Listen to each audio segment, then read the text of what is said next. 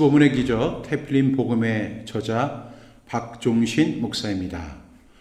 오늘은 태필린 복음 구원의 말씀 챕터 3번 예수님이 오신 이유라는 제목으로 함께 스토리텔링하고 말씀을 나누도록 하겠습니다.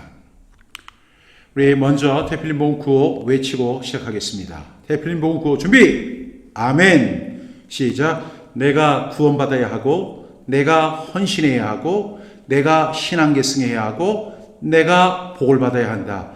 아멘, 아멘.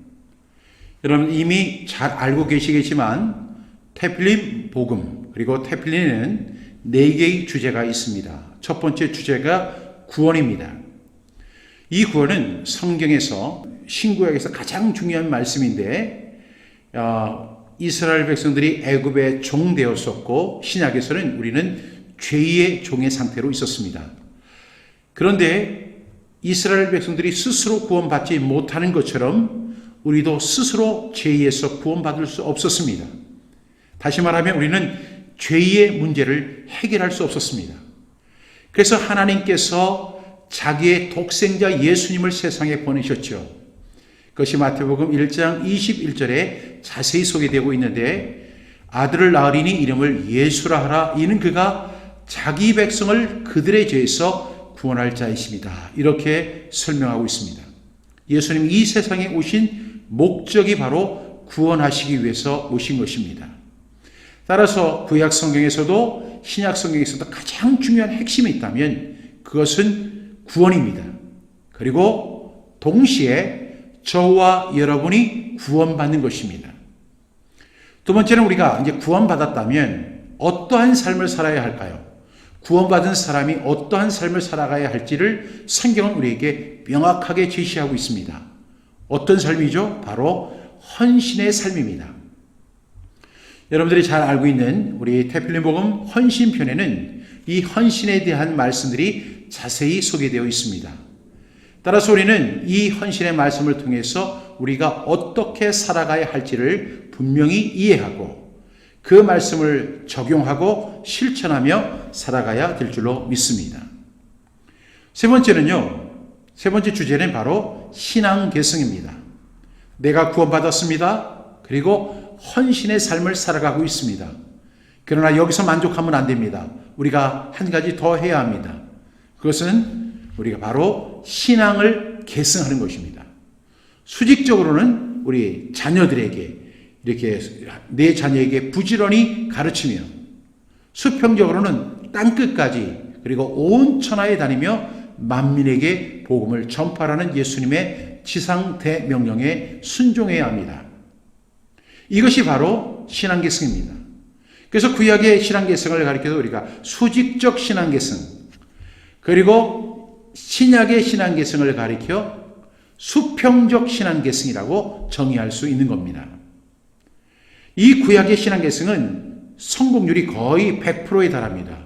그 아버지가 그 자녀에게, 그 자녀는 그 자녀에게, 그 자녀는 그 자녀에게 계속해서 신앙계승을 합니다. 이것은 매우 중요한 사실입니다. 동시에 유대인들은 이 수직적 신앙계승만 알았죠. 그러나 예수님은 승천하시기 전에 우리에게 지상대 명령을 주심으로 모든 민족을 제자로 삼으라고 하셨고 그리고 온 천하에 다니며 만민에게 복음을 전하라고 하셨고 온 천하에 가서 복음을 전하라고 하셨습니다. 그래서 우리는 구원받아야 하고 헌신의 삶을 살아야 하고 그 다음에 신앙계승을 해야 합니다. 우리가 해야 할 것은 3가지입니다. 명확하죠? 그러면 하나님께서 우리에게 복을 주시겠다고 말씀합니다. 그래서 이 태필린 그리고 태필린 복음의 주제는 명확하고 우리가 반드시 실천하고 순종해야 할 부분이라고 믿습니다. 우리 이 말씀 구원받고 헌신하고 신앙계승하고 복을 받아야 한다는 이 말씀을 여러분들이 꼭 기억하고 이 말씀대로 살아가는 저와 여러분 되시기를 간절히 축복합니다. 오늘은 제가 가진 책은 163쪽이 되고요. 그리고 혹시 핸드볼 갖고 계신 분들은 31쪽의 내용입니다.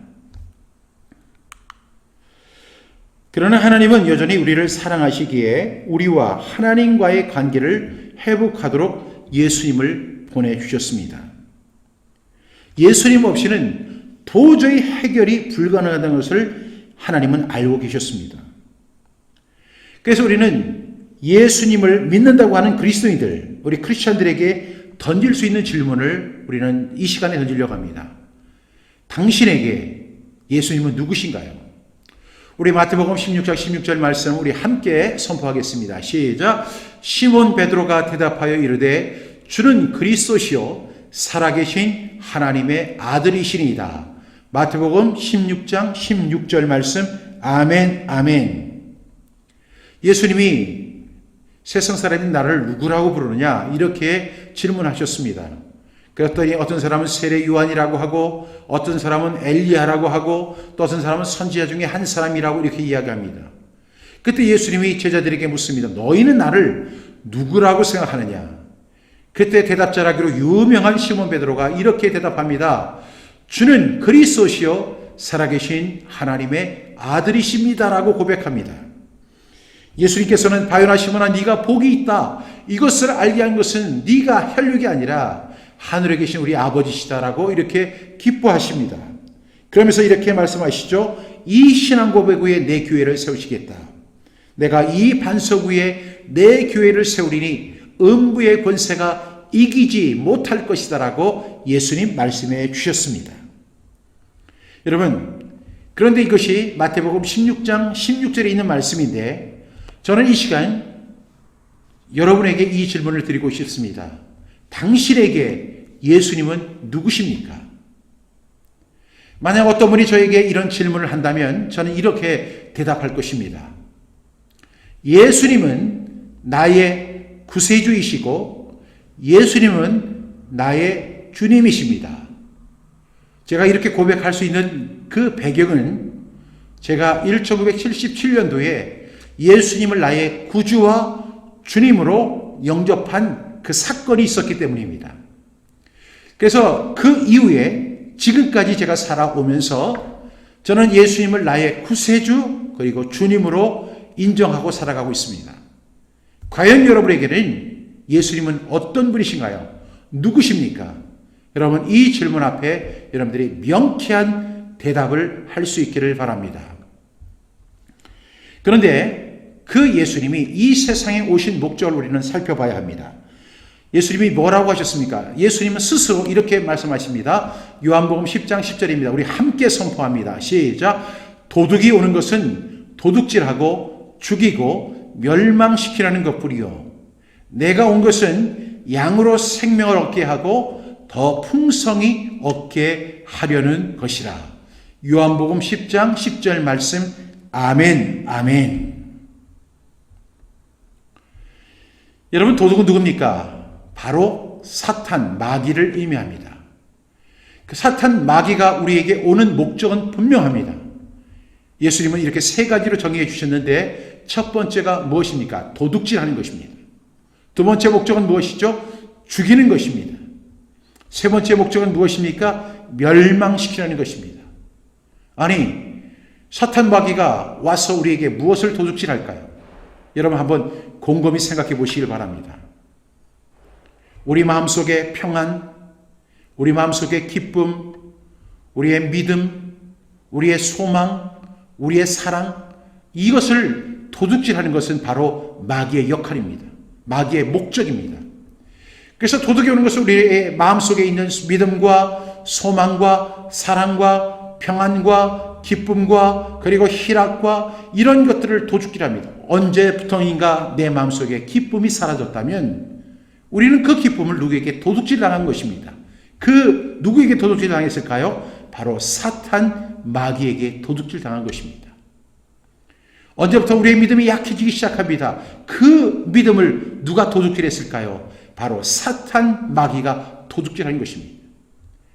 여러분 믿음이 있어야 소망이 있고요. 소망이 있어야 우리는 사랑할 수 있는 관계가 됩니다. 이러한 마음의 요소들을 도둑질하는 것이 마귀의 목적입니다. 첫째 목적이죠. 더 나아가서 마귀는 우리를 죽이려고 합니다. 도둑질할 뿐만 아니라 우리를 죽이는 것이 사탄 마귀의 목적입니다. 그리고 더 나아가서 멸망시키려는 것입니다. 죽이는 것과 멸망시키는 것은 약간의 차이가 있습니다. 죽이는 것이 개인적인 것이라고 한다면 멸망시키는 것은 공동체적인 의미를 설명할 수 있습니다. 나 하나를 죽일 뿐만 아니라 우리의 공동체를 죽이려고 합니다. 나 하나만 죽일 것이 아니라 우리 가정을 죽이려고 합니다. 나 하나만 죽이는 것이 아니라 우리 교회 공동체를 죽이려고 합니다. 이런 것이 바로 마귀가 오는 것의 목적입니다. 그런데 예수님의 오신 목적이 뭐예요? 예수님은 이렇게 설명합니다. 마귀가 도둑질하고 죽이고 멸망시키려는 것에 반해서 예수님이 오신 것은 양으로 생명을 얻게 하는 거예요. 마귀는 죽이려고 하지만 예수님은 우리에게 생명을 얻게 하시기 위해서 이 세상에 오신 거예요. 예수님이 오신 목적이 뭐라고요? 우리에게 생명을 주시기 위해서 오신 것입니다. 더 나아가서 더 풍성히 얻게 하시기 위해서 예수님이 이 세상에 오신 것을 여러분 꼭 기억하는 저와 여러분 되시기를 간절히 축복합니다. 또한 예수님이 오신 이유는 무엇입니까? 우리 너무나 잘 아는 마태복음 1장 21절 말씀인데 함께 선포하겠습니다. 시작. 아들을 낳으리니 이름을 예수라 하라. 이는 그가 자기 백성을 그들의 죄에서 구원할 자이심이라 하니라. 마태복음 1장 21절 말씀. 아멘, 아멘. 예수님이 오시기 전에 이미 이름이 정해졌습니다. 그 이름이 바로 예수라는 이름이었습니다. 그러니까 이 아이가 예수님이라는 아기가 태어나기 전에 벌써 이름이 정해졌는데 그 이름을 예수라고 합니다. 이 예수는 구약에서 여호수아와 같은 의미입니다. 뜻은 구원자라고 하는 뜻이죠. 예수님의 이름에서도 우리가 볼 수 있듯이 예수님이 이 세상에 오신 목적과 이유가 분명합니다. 계속해서 이는 그가 자기 백성을 그들의 죄에서 구원할 자이심이라고 이렇게 설명하고 있습니다. 그런데 중요한 사실이 있죠. 자기 백성을. 또 중요한 게 있죠. 그들의 죄에서 어떻게 하시기 위해서 구원하기 위해서 예수님 오신 거예요. 제가 앞서 설명했지만 사람은 자기의 죄를 도저히 해결할 수 없습니다. 사람은 죄인으로 이 세상에 태어났지만 그 죄의 문제를 우리가 해결하기 위해서 우리의 선행과 우리의 도덕과 온갖 노력에도 불구하고 우리는 죄의 문제를 해결할 수 없습니다. 이스라엘 백성들이 애굽의 종살이 되었을 때 스스로 그들이 자신을 구원할 수 없는 것처럼 우리는 우리의 죄에서 구원받지 못합니다. 우리는 스스로 구원받을 수가 없어요. 그래서 예수님을 하나님이 보내신 것입니다. 왜요? 우리의 죄에서 구원하시기 위해서 예수님이 오신 이유라고 설명할 수 있는 것입니다. 그래서 참 놀라운 사실은요. 예수님이 오시기 600년에서 약 650년 전에 선지자였던 이사야는 예수님이 오셔서 고난을 당하시는데 그 고난의 내용에 대해서 구체적으로 예언하는 모습을 볼 수가 있습니다. 우리 이사야 53장 4절부터 6절 말씀 함께 선포하겠습니다. 시작. 그는 실로 우리의 질고를 지고 우리의 슬픔을 당하였거늘 우리는 생각하기를 그는 징벌을 받아 하나님께 맞으며 고난을 당한다 하였노라.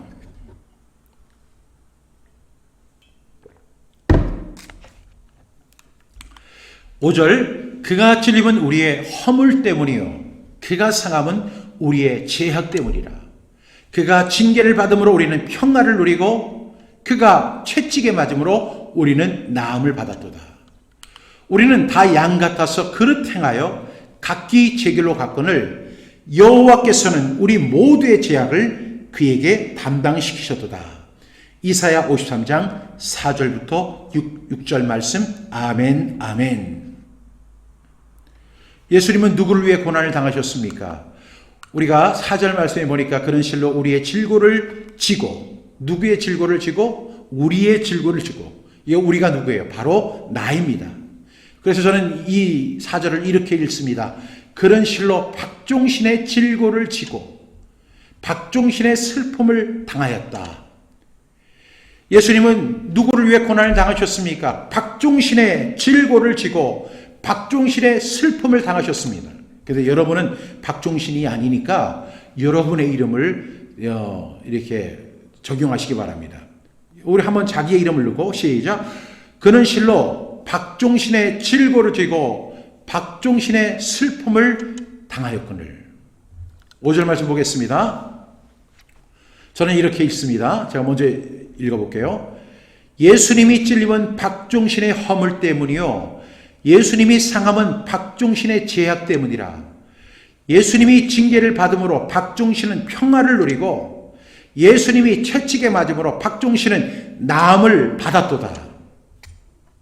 6절 박종신은 다 양 같아서 그릇 행하여 각기 제 길로 갔거늘 여호와께서는 박종신의 죄악을 그에게 담당시키셨도다. 우리 5절부터 6절을 자기 이름을 넣어서 한번 해보겠습니다. 그래서 그라고 하는 것은 예수님이죠. 그러니까 그는 예수님이라고 하고 예수님이 찔림은 시작. 예수님이 찔림은 누구의? 박종신의 허물 때문이요 예수님이 상함은 박종신의 죄악 때문이라. 예수님이 징계를 받음으로 박종신은 뭘 누리고? 평화를 누리고 예수님이 채찍에 맞음으로 박종신은 나음을 받았도다. 여러분 감사해요? 안 감사해요? 여러분이 예수님을 위해서 한 게 뭐가 있어요? 여러분이 하나님을 위해서 한 것이 무엇이 있어요? 근데 그분은 나를 위해서 찔리시고 나를 위해서 상하시고 나 때문에 징계를 받으시고 나 때문에 채찍에 맞으셨습니다. 우리 6절 말씀 우리는 다 양 같아서 그릇 행하여 각기 제 길로 갔거늘 여호와께서는 우리는 박종신은 다 양 같아서 그릇 행하여. 양들의 특성은 뭐냐면 하나는 순진한 것, 또 하나는 뭐냐면 그릇 행하는 것이 이 양들의 특징입니다. 결과 각기 제 길로 갔거늘 하나님께서는 우리 모두의 박종신의 죄악을 누구에게? 예수님에게 담당시키셨다는 거예요. 여러분 믿으시면 아멘 하시기 바랍니다. 이 말씀이 믿어지시나요? 예수님이 오셔서 누구를 위해서? 나를 위해서 어떤 고난을 당하셨죠? 우리 허물과 죄악과 징계와 질병과 우리의 그릇됨과 우리의 인류의 죄악을 위해서 그가 고난을 당하셨다는 사실을 여러분 믿으십니까? 예수님이 오시기 650년 전의 선지자인 이사야는 이러한 사실을 구체적이고 아주 명백하게 우리에게 소개하고 있습니다. 우리는 예수님이 우리를 위해서 고난 당하셨다는 사실을 여러분들 믿고 감사하는 저와 여러분 되시기를 바랍니다. 이것은 바로 예수님이 오시기 650년 전의 선지자인 이사야의 예언입니다. 그런데 이 사건에 대해서 예수님인 당사자는 어떻게 설명하셨을까요? 우리 요한복음 3장 16절부터 17절 말씀 함께 선포합니다. 시작. 하나님이 세상을 이처럼 사랑하사 독생자를 주셨으니 이는 그를 믿는 자마다 멸망하지 않고 영생을 얻게 하려 하심이라. 하나님이 그 아들을 세상에 보내신 것은 세상을 심판하려 하심이 아니요 그로 말미암아 세상이 구원을 받게 하려 하심이라. 요한복음 3장 16절부터 17절 말씀 아멘 아멘. 우리가 이 요한복음 3장 16절부터 17절 읽으면서 이 4절부터 6절의 말씀과 너무나 일치한다는 사실을 우리가 알 수 있죠. 얼마나 이렇게 똑같아요. 예수님이 오시기 650년 전에 선지자인 이사야는 그가 찔림은 이렇게 설명합니다. 그런데 그 당사자이신 예수 그리스도는 이렇게 설명합니다. 하나님이 세상을 이처럼 사랑하셨다. 여러분 하나님이 세상을 이처럼 사랑하셨대요. 어거스틴이라고 하는 분은 이 부분을 읽다가 이렇게 이야기를 했어요. 하나님이 세상을 이처럼 사랑하셨다. 아니 이 지구상에 만약에 나 혼자만 존재한다 하더라도 나 하나를 사랑하셔서 예수님을 이 땅에 보내시고 예수님을 고난받게 하시고 십자가에 죽게 하시고 사흘 만에 부활시켰을 것이다. 나 하나만 이 세상에 존재한다 하더라도 말이다. 이렇게 어거스틴은 이야기했습니다. 하나님이 박종신을 이처럼 사랑하사 누구를 주셨습니까? 예수님을 주셨습니다. 나를 사랑하셔서 예수님을 주셨습니다. 그래서 어떤 결과를 얻을 수가 있습니까? 이는 그가 바로 예수님입니다. 예수님을 믿는 자마다 멸망하지 않는다는 것입니다. 우리에게 무엇이 있습니까? 영생을 얻게 하려 하십니다. 얼마나 감사한 일입니까? 이 부분을 예수님은 이렇게 정의해 주셨습니다. 17절, 하나님이 그 아들 예수님 독생자를 세상에 보내신 것은 세상을 심판하시기 위해서가 아니라 그로 말미암아 박종신을 세상이 구원을 받게 하려 하심이라고 말씀하신 것입니다. 여러분 참 귀한 존재입니다. 왜 귀한 존재인 줄 아세요? 여러분은 하나님이 너무너무나 사랑하는 한 사람 한 사람이기 때문입니다. 하나님은 너무나 여러분을 사랑하시기 때문에, 저와 여러분을 너무나 사랑하시기 때문에 자기 하나밖에 없는 그 아들을 이 세상에 보내셔서 고난을 받게 하시고 채찍에 맞게 하시고 징계를 받게 하시고 십자가에 죽게 하십니다. 이 놀라운 사건을 여러분들이 꼭 기억할 수 있기를 바랍니다. 저는 이 말씀을 이렇게 적용해 봅니다. 우리 자기 이름을 넣고 한번 해보겠습니다. 시작. 하나님이 박종신을 이처럼 사랑하사 예수님을 주셨으니 이는 그를 믿는 박종신은 멸망하지 않고 영생을 얻게 하려 하심이라. 하나님이 예수님을 세상에 보내신 것은 세상을, 박종신을 심판하려 하심이 아니요 그로 말미암아 박종신이 구원을 받게 하려 하십니다. 여러분, 그리고 태필린 복음의 가장 첫 번째 중요한 주제가 구원이라고 했죠. 예수님을 왜 세상에 보내셨어요? 바로 박종신이 세상이 구원을 받게 하려 하시기 위함이라는 사실을 여러분 꼭 기억하는 저와 여러분 되시길 바랍니다. 이렇게 예수님의 한 의로운 행위로 말미암아 어떤 결과가 발생했는지를 한번 살펴보겠습니다. 우리 로마서 5장 18절부터 19절 말씀 함께 선포합니다. 시작. 그런즉 한 범죄로 많은 사람이 정죄에 이른 것 같이 한 의로운 행위로 말미암아 많은 사람이 의롭다 하심을 받아 생명에 이르렀느니라. 19절. 한 사람이 순종하지 아니함으로 많은 사람이 죄인 된 것 같이 한 사람이 순종하심으로 많은 사람이 의인이 되리라. 로마서 5장 18절부터 19절 말씀. 아멘, 아멘. 여기 보니까 한 범죄가 나오죠. 18절에 한 범죄로 많은 사람이 정죄에 이르렀다. 한 범죄는 누구의 범죄예요? 바로 아담의 범죄입니다. 그래서 이 아담의 범죄로 많은 사람이 정죄, 죄인이라고 낙인 찍히게 됩니다.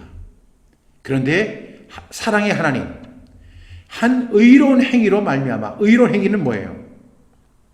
예수님의 순종하심으로 말미암아 많은 사람이 의롭다 하심을 받는다는 거예요. 우리가 구원받는다는 말을 다른 의미로 의롭다 하심을 받는다. 더 나아가서 생명에 이르렀다라고 설명합니다. 19절 보니까 한 사람이 순종하지 아니함으로, 누가 순종하지 않았어요? 아담이 순종하지 아니함으로 많은 사람이 죄인 되었다고 구체적으로 설명합니다. 그런데 한 사람이 순종하신 이 한 사람은 누구예요? 바로 예수 그리스도이십니다. 예수 그리스도의 순종하심으로 우리가 어떤 결과를 얻을 수가 있다고 그랬죠? 많은 사람이 의인이 된다는 거예요. 예수님이 순종하심으로 말미암아 많은 사람이 의인이 되는 이 놀라운 비결을 우리에게 말씀해 주셨습니다. 여러분, 중요한 사실은 우리는 죄인입니다. 우리는 죄의 문제를 도저히 해결할 수 없습니다. 그래서 예수님을 이 세상에 보내주셨죠. 그들의 죄에서 우리를 구원하시기 위해서. 예수님도 말씀하십니다. 하나님이 세상을 이처럼 사랑하셨다. 그래서 독생자를 보내셨다. 그리고 이를 믿는 자마다 영생을 얻게 하실 것이다 라고 말씀하셨습니다. 그런데 더 중요한 사실, 많은 사람이 의인이 된다는 거예요. 그러면 우리가 여기에서 중요한 질문이 하나 있습니다. 그 질문은 뭐냐면 예수님이 오신 것이 우연인가 하는 것입니다. 우연이 아니라는 사실을 여러분 이미 알고 계시겠죠? 예수님이 오시기 650년 전에 이미 이사야는 예언했기 때문입니다. 뿐만 아니라 성경에 많은 부분들이 예수님의 오심에 대한 예언들이 많이 있습니다. 우리 한번 고린도전서 15장 3절부터 4절 말씀 함께 선포합니다. 시작. 내가 받은 것을 먼저 너희에게 전하였느니 이는 성경대로 그리스도께서 우리 죄를 위하여 죽으시고 장사 지낸 바 되셨다가 성경대로 사흘 만에 다시 살아나사. 고린도전서 15장 3절부터 4절 말씀. 아멘 아멘. 내가 받은 것을 먼저 너희에게 전하였느니라고 이렇게 사도 바울은 이야기합니다. 그런데 예수님에 대해서 소개하면서 성경대로 그리스도께서 우리 죄를 위하여 죽으신 거예요. 예수님이 이 세상에 오셔서 고난을 받으시고 십자가에 못 박혀 돌아가신 그것은 우연의 사건이 아닙니다. 이것은 성경에 이미 예정되어진 사건이었습니다. 그래서 사도 바울은 이렇게 이야기하죠. 성경대로 내가 받은 것을 먼저 너희에게 전하였더니 이는 성경대로 그리스도께서 우리 죄를 위하여 어떻게 하셨어요? 죽으신 거예요. 4절도 성경대로 장사 지난 바 되셨다가 성경대로 사흘 만에 다시 살아나신 것입니다. 여러분, 예수님이 오신 것은 결코 우연이 아닙니다. 예수님이 오신 것은 성경대로 오신 것입니다. 이 아담의 범죄로 인해서 우리는 죄인이었고 죄인은 영벌에 처할 수밖에 없는 존재였는데 사랑이 풍성하신 하나님이 우리를 너무너무 사랑하시는 거예요. 하나님이 세상을 이처럼 사랑하사 예수님을 주셨습니다. 그래서 예수님을 믿는 사람마다 구원을 받고 의롭다 하심을 받는 그 놀라운 사건을 하나님께서는 계획하시고 성경을 통해서 예언하시고 우리를 통해서 적용해 주신 것입니다. 이 놀라운 은혜를 누리는 저와 여러분 되시기를 간절히 축복합니다. 그럼 오늘 말씀 우리 함께 선포하고 마치도록 하겠습니다.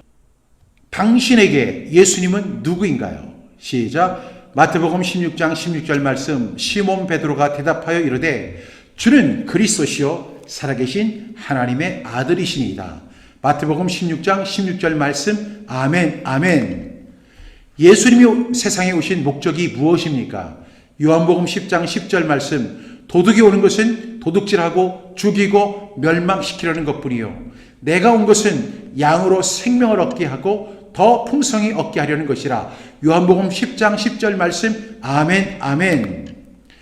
예수님이 세상에 오신 이유는 무엇입니까? 마태복음 1장 21절 말씀. 아들을 낳으리니 이름을 예수라 하라.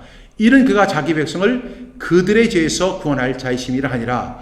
마태복음 1장 21절 말씀. 아멘 아멘. 예수님은 누구를 위해 고난을 당하셨나요?